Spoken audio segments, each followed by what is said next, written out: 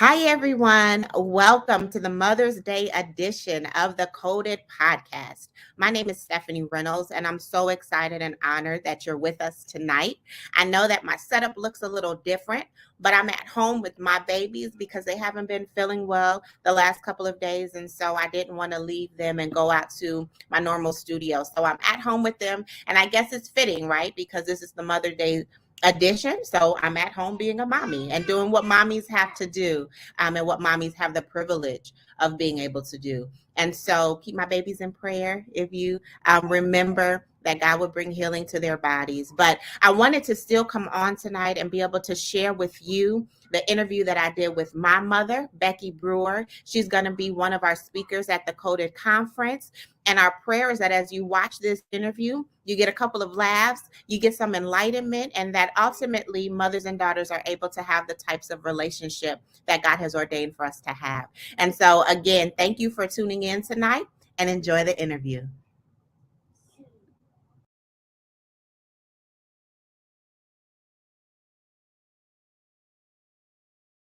I'm so excited to have you I'm on glad this to be show. here. Yes. Thank you for inviting me. So, we're talking about mothers. We're going Mhm. into Mother's Day, and you and I Mhm. have done the My Mother's Mirror. Mhm. So, I think that it's important to start off. I always ask my guests, how did you unlock your code? Um, how did you unlock your code? We talked about this, and um, I I'm think. still unlocking it. Ah, so but I think it's so important for mothers and daughters to kind of have this conversation because oftentimes mothers don't share their stories with their daughters, Mhm. and so daughters don't understand the stories of their mom. And so it's one of those things where a lot of times daughters can have animosity, or they can hold grudges, or they can feel some type of way that ultimately influences their relationship, simply because they don't understand their mother's story. They don't Mhm. understand why they do the things that they do. Mhm. Because an important, I think, thing to remember is that before I was a mother, I was a woman. Mhm. Before I ever decided to have children, Mhm. I was a woman, and I was working out my womanhood. I was Mhm. working out, myself. Mhm. And with that comes different things. You don't Mhm. automatically become this altogether person, this perfect person, because you decide to have children. And I Right. think having these conversations where mothers and daughters can talk about, like, yeah, I did this because I was going through something here. I Mhm. was feeling a certain type of way, and that's why I wasn't able to do this for you, or whatever the story may be. Opening up the conversation to begin to talk about those things, I think, is really important. So, having said that, Mhm. how did you unlock your code, and what is your story? Well, Steph, my story's pretty simple, actually. Mhm. I grew up in the South. Um, well, at least I was there until maybe 9 years old, and Mhm. then I came up to Chicago. I did not have my mother with me when I was young. Mhm. Uh, so my grandmother raised Mhm. me. And then I went from a grandmother to an uncle who, helped to take care of us. And then from there back to my mom, you know. But my mom was living her life. And my sister and I were left to live ours and grow up however we grew up. But thank God, we had a grandmother and, people in the family who took us in and helped us and, you know, uh, until she was able to take us in. And I think when she took us in is at a point in her life when she realized how important that it was. Mhm. A lot of times when we make decisions and we do things, and once we realize what we did, you know, sometimes it can be too late, Mhm. you know. So my mother and I did not really have like a close relationship, Mhm. you know.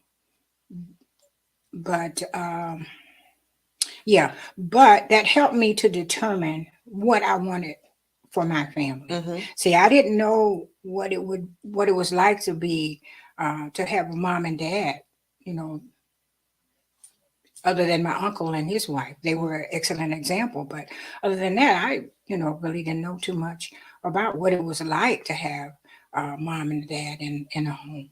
So how did that impact, right? So I know kind of your story with daddy. You and daddy were married for a Mm-hmm. long time. Dad passed away.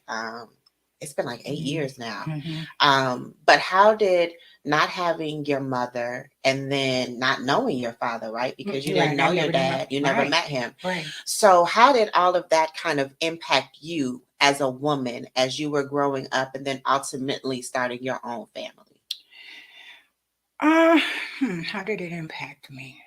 I think I longed for a dad, Mm-hmm. you know, kind of relationship. I longed to have that type of love, Mm-hmm. you know.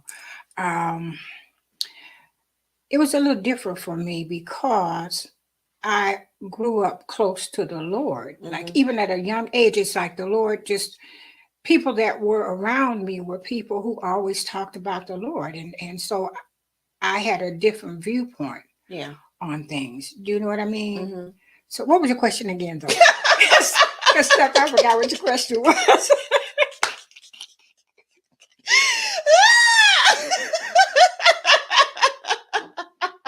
Okay, I'm sorry. So you all are getting a bird's eye view into what our relationship is like on a day-to-day basis.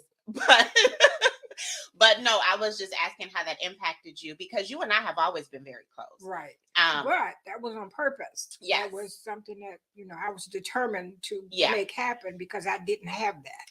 And that's what I was asking because we were so close. And albeit I am the only daughter and I'm the only girl in the family, but you have always been very, very intentional about engaging the relationship with me.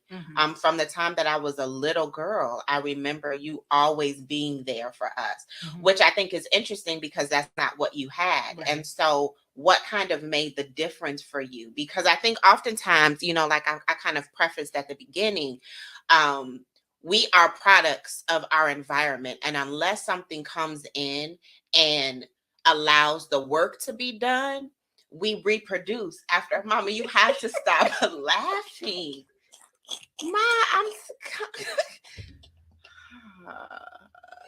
I'm gonna have to end this because it's just too much. I'm so sorry. I can't keep going. I'm so sorry. Okay.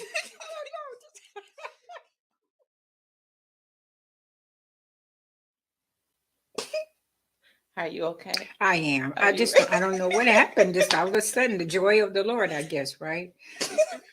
Okay. I don't even remember where we left off. What were we talking about? I don't know.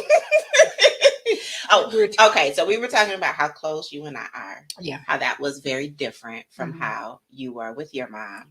And the fact that a lot of times, we, unless we do the work to help us to heal from whatever it is that we may have gone through, we find ourselves reproducing that in our children. So I was asking you what made the difference so that you were present for us and you were there for us as a mother, even though you didn't have an example of that.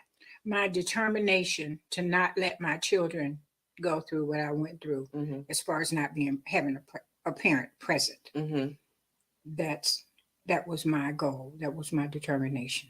So how did you how did you get to a place, Mom, where you even, because grandma, she went to church. I remember she went to church, but she wasn't necessarily a very spiritual person. Like we grew up in a very spiritually grounded home, right? So prayer, like all of that stuff was huge. Who helped you to get that, to bring it into your family, even though that wasn't something you had in your home? See, again, when I think back, the people that God connected me to, even growing up, I think about how when I was in high school and there was a friend who, just came out of nowhere and was always there to protect me, and it was one of the most popular people in the school, and everybody knew not to mess with Becky because of this person. And then, when I all through high school, just like You God always had just somebody there. shielded me. It's like when the scripture says that he knows the plans that he has for us. And his plan for me was to not go through certain things. You know what I mean? And when I think back on it, I just think how I got where I am is because of the Lord. And I know that sounds cliche and all that. Did I have some troubles? Yeah. But the Lord was always in the picture. I remember once I came up to live with my mom, and there was a lady, and they used to call this lady sister. She was weird, but she was very strong in the Lord. As a matter of fact, she appeared to be weird to people.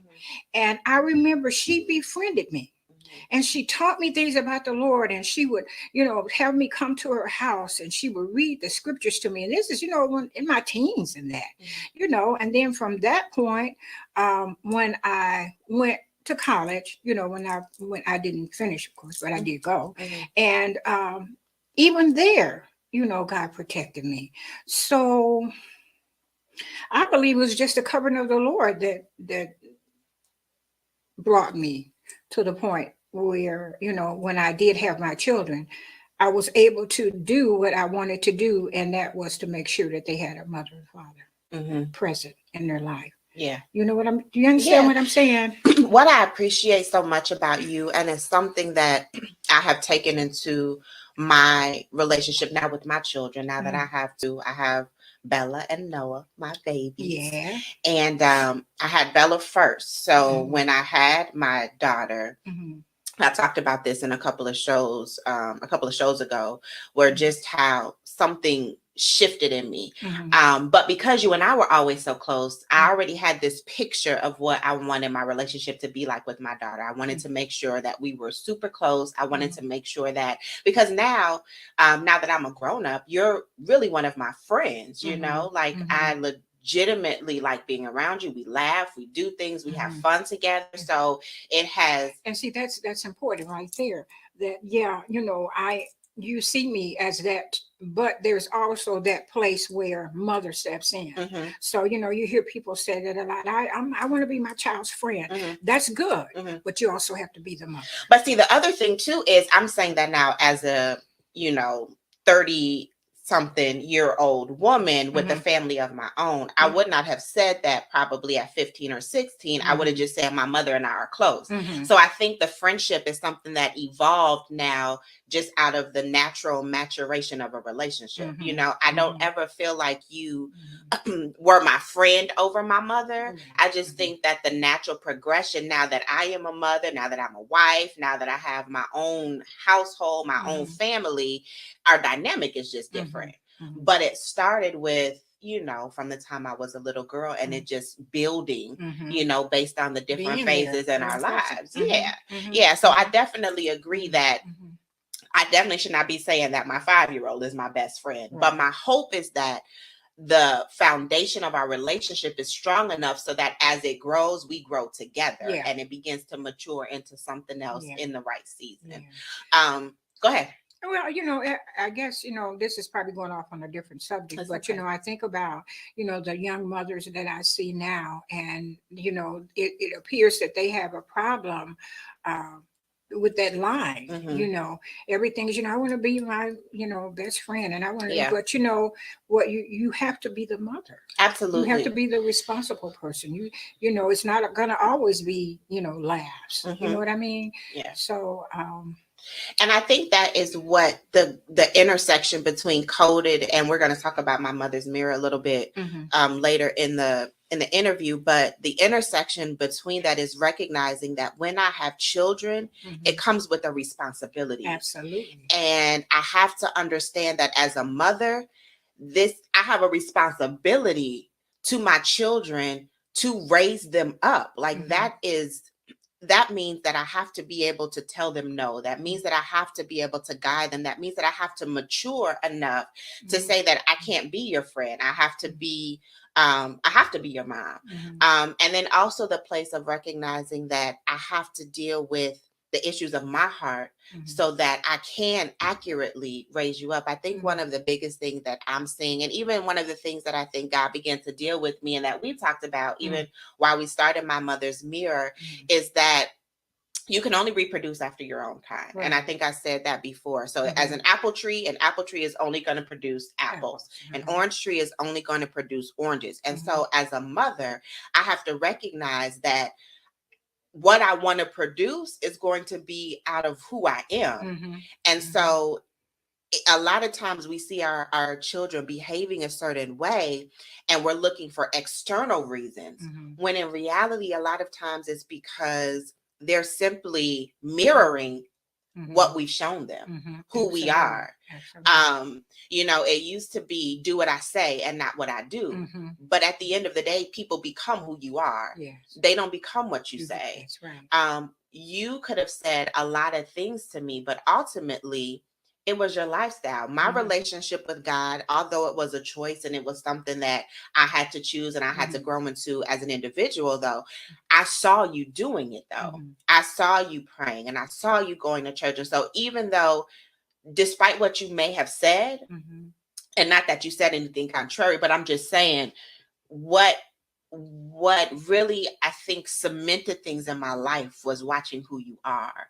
And so a lot of who I am, I'll be doing something and I'm like, oh my goodness, this is the Becky moment. Oh my goodness, this is Becky Brewer. I can see yourself in me because we pick up, and I just think that's why it's so important that we go through the healing process. We go through because that stuff doesn't change. Like, you not having a mother didn't change just because you had a daughter. Right. You not knowing your father didn't change just because you had 3 children. There was some things you had to allow God to do to heal your heart so that you could be able to be who you needed to be for us. And I think that's very important, that we understand that he's able to heal. Yes. And, because after I had my children, then, it didn't bother me anymore about, not having a father. And I hear people talk about that a lot, but God is able to heal us of that. Yeah. He said he will be a father to us. Yeah. And he's a father to me. Yeah. There are times, when I say, wow, I really would like to have known what type of person he was, or, his medical history, just so I would know, for you all. But as far as sitting and, letting that affect my life, God blessed me in that that did not become a problem for me, Yeah. And I think you said an important thing. The biggest thing is that you made a choice that for the sake of your children, you could not sit and wallow. Right. And I think a lot of times what happens is we allow those things to be excuses for why we do certain things, or we never address it. We don't realize that we're living out that trauma, whether we address it or not. And so, and I think that's why it's so important for mothers and daughters to be able to have these conversations, because it helps to bring light, and it helps to understand that, okay, well, maybe the reason why I was going through that is because that's something that the enemy has tried to put on us generationally. So I have to cut it off. There were some things for my daughter that I saw, and for my son, that I began to see some things, that went back into other generations that I had to come against, so it didn't affect my children. But we have to be able to acknowledge it. We have to deal with it. And then, like you said, we have to know that there is healing and that God is able to bring restoration. He said, I will restore your soul, and allow him to do that so that our children really are able to, so that we're able to be what we need to be for them.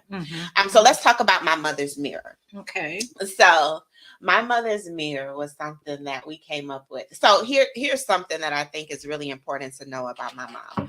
My mom has always been super supportive of me. from the time that I was a little girl. I mean, I wanted to write a book, and so she made that happen. I wanted to, Yeah, that was your first book, Wingless yeah, Butterfly. Wingless Butterfly, my Mhm. very first book. I wanted to start a girls ministry when I was a teenager. It was called what? It wasn't Sisters of Zion. No, it was Sister to sister Sister. to Sister sister, to the sister to Sister. sister connection or Yeah. something like that. Mhm. And we wanted to have this big ball. And so we ended up doing that. And then I had a program at the Park District, remember? And we did a big thing. It was a mentoring program.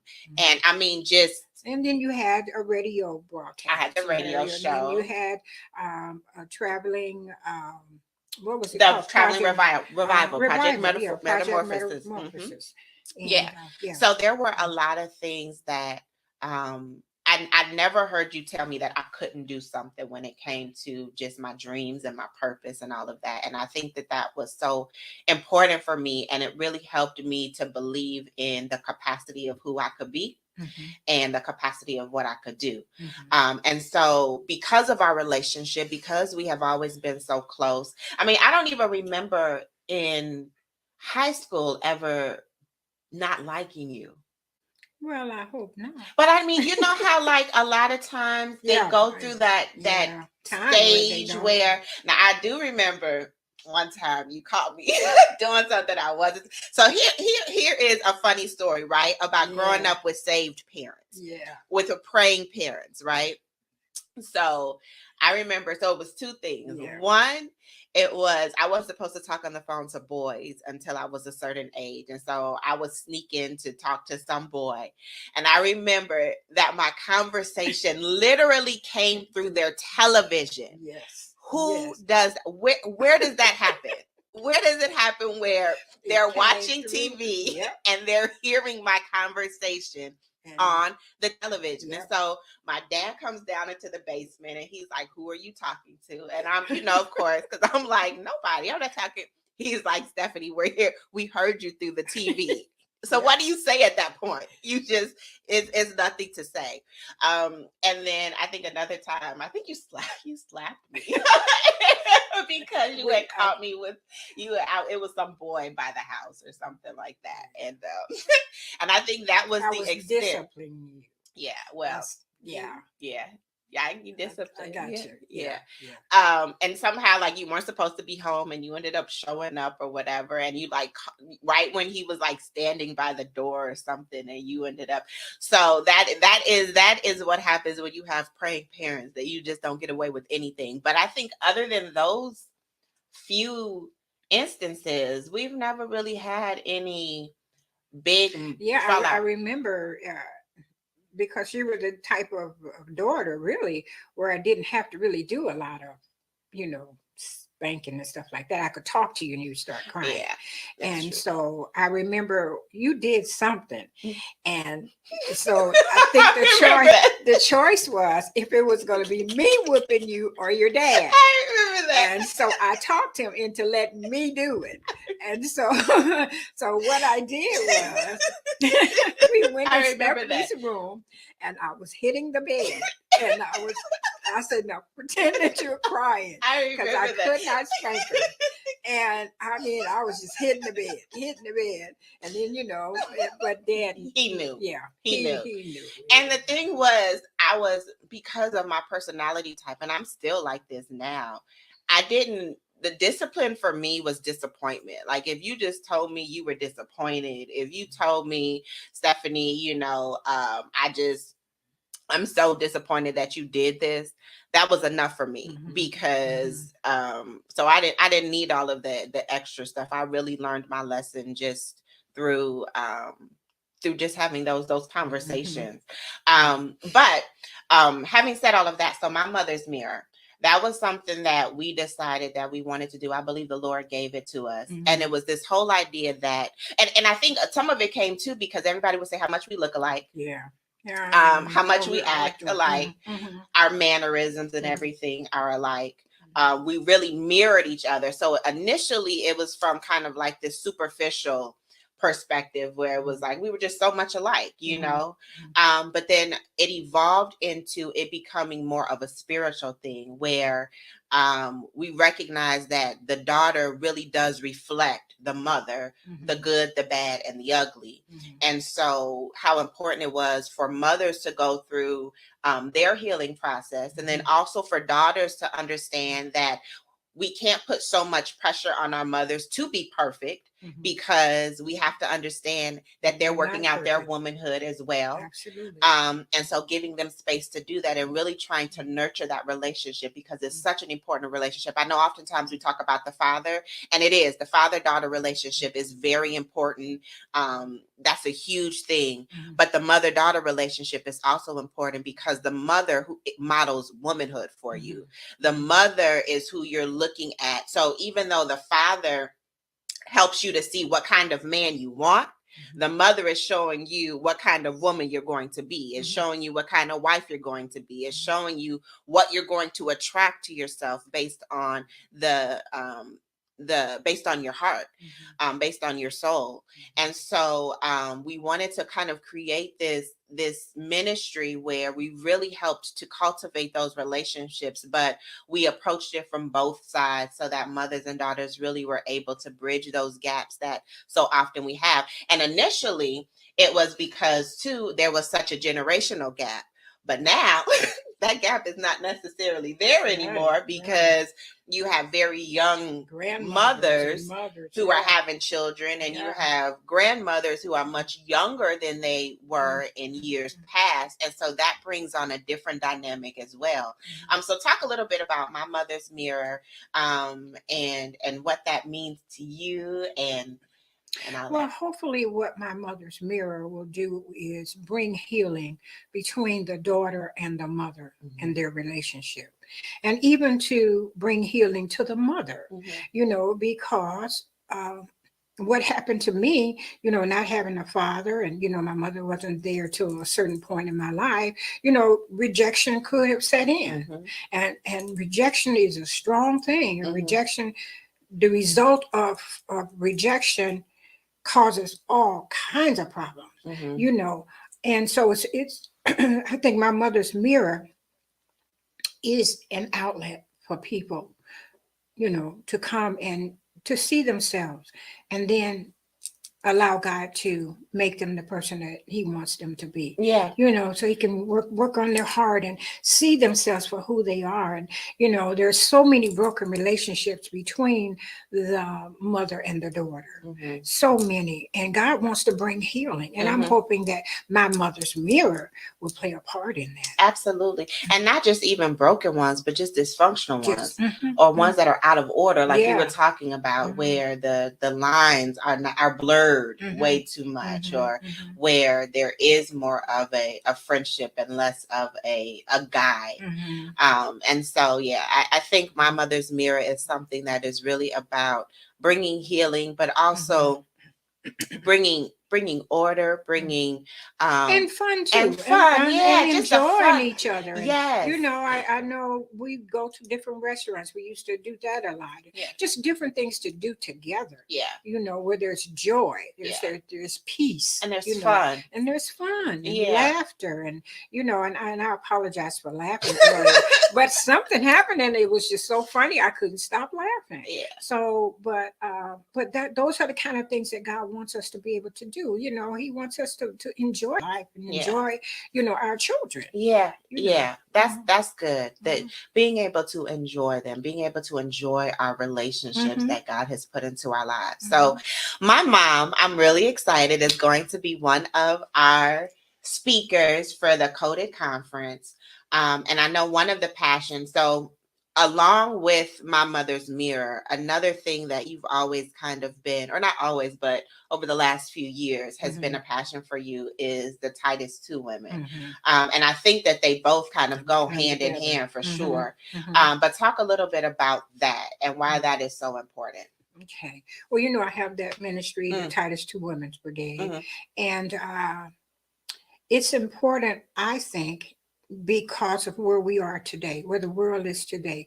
We need the older woman to take her place, to be what she's supposed to be to help the younger generation, Mm-hmm. and to see how special it is Mm-hmm. to be that older woman. You Mm-hmm. know, it's so funny because a lot of times when you talk to older women, they don't want to be, older women. Mm-hmm. Some women don't want to be called grandma. Some women don't, for whatever reason. But uh, I just think the Titus woman is vital now, Mm-hmm.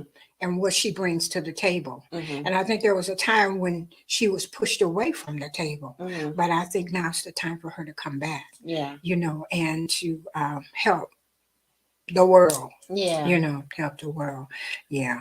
So that's really my heart is the Titus woman. That's And, good, Mom. Titus woman. Yeah. Well, Mommy, I'm so glad you came on.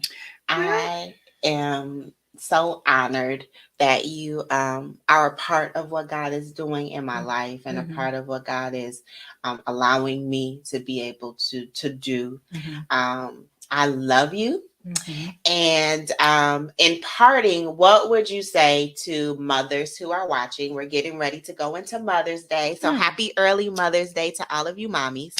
But what would you say kind of as your last words, your parting words for moms? Um, love your children and pray for your children. Mm-hmm. Cover your children. Be there for your children as much as you can. Mm-hmm. That's good. Mm. All right. What are you gonna say something else? No, I'm done. I think I'll stop. Were you gonna say something? Well, no, we'll save it for the conference. Okay. All right. Well, make sure that you go and you Are you sure? I'm positive. Okay. Yeah. Mm-hmm. All right. Make sure you all sign up for the Coded Conference. We'll be giving some more information about my mother's mirror. Or initially, we were going to do the Titus woman as the first coded conversation, but I think given just kind of what's going on in the culture and what we believe the Lord is leading us to do, we're going to start it off with my mother's mirror. And really Which just includes the yeah, Titus woman. it all kind of goes together and hand in hand. But really just kind of focusing on. Go ahead. I just wanted to say this. The other day we were talking, and you were asking me something about what did I feel I was called to do or whatever. And I believe that God has called me to be an igniter, one that ignites other people to go forth in the things that God has for them. So I'd like to bring some of those Titus women who have drawn back and walked away and thought they Felt weren't like good it was enough and over. felt like, there's no time, no room for them. I want to ignite them again to come forth, Titus women. Yeah. Yeah. Yeah. That's good. Yeah. That's good. Yeah. Well, the world needs you. Yes. For real. Yeah. They really, Yeah. really do. Yeah. We really, really do. Yeah. We need each other, as a matter of fact. Yeah. It's true. Yeah. It's true. So I am excited for us to get that going. Thank you, Mom, again for coming on. Thank you for having me, Stephanie. And I just want to say, I just thank God for you. And I know that I cover you in prayer. I love you. And I say, keep on moving forward. God's got great things for you. Yes. Well, I appreciate Mom that, Mommy. I love you too. And I just want to give a little side note that my little brother Chris, That's is why here I was laughing too. That's yes, he's been a part of the he's been a part of the conversation over love on you, the Chris. side. And I think it's just another testament to my mom and my dad, because he's a part of this too. And the fact that he could be doing anything else. He doesn't have any children. He doesn't have, he's a handsome, bachelor. He's single. Okay, Mom. But the fact that he's here and being a part and making sure that things are set up on the technical end, I just really appreciate that. And I think, again, it's just a testament to what you put on the inside of us. So, all right. So that is it for our interview with my mommy. I'm 30 something, but she will always be mommy to me. And I wish you all a happy early Mother's Day. Enjoy it with your family, with your children. And make sure you sign up for the Coded Conference so you can hear more about. Oh, and then also tell them about prayer. Oh, yeah. Now we are having prayer every Tuesday Tuesday morning. morning at 6:30. Yes. And if you'd like to be a part of that, simply go to Stephanie's To the website.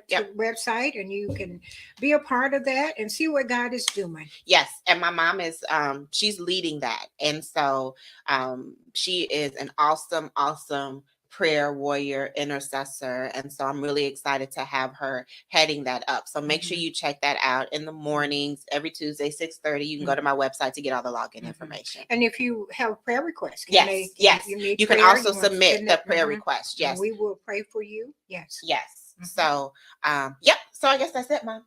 That's it. Bye. Cut. Good night.